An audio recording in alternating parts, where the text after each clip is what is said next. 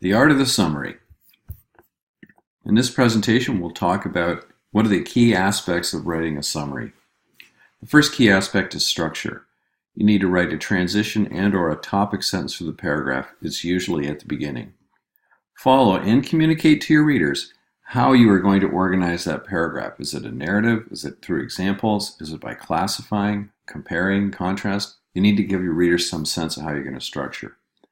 Build cohesion within the paragraph by reiterating the key terms and use transitional terms to signal relationships among ideas. So in using sources, decide when to quote and when to paraphrase. Quoting is used when you want to reproduce something that's memorable in the original. Arts and humanities disciplines use this quite a bit, and you can see from the example that's not a quote, that's a summary or a paraphrase. So in a paraphrase, you refer to the facts or idea of the original. This dominates the kind of writing you'll see in science, engineering, and nursing. All citations, all paraphrases need to be cited. So if you quote, put it an in-text citation right after the quote. Add an endnote too. For paraphrases, you can see the example here. You use the citation occurs here, and then at the end you would have the full citation.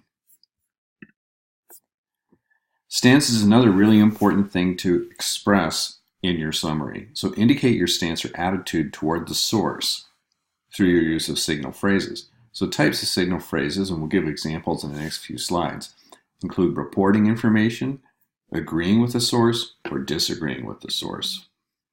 So here's an example where you're using the past tense. So in science, you tend to use this. Sorabi and Graves described, Harvey found, Farnell demonstrated, Scanlon observed.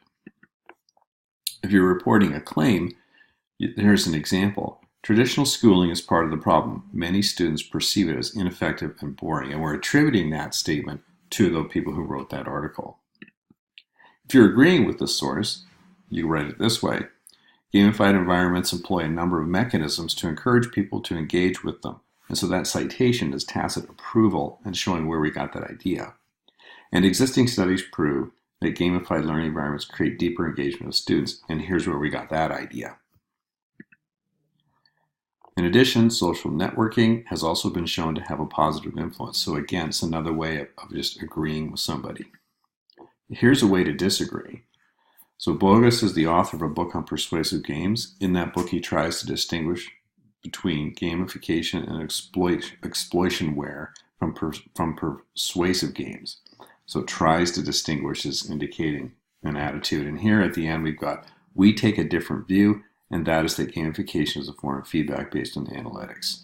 So those are some of the things that you need to be doing in your summary.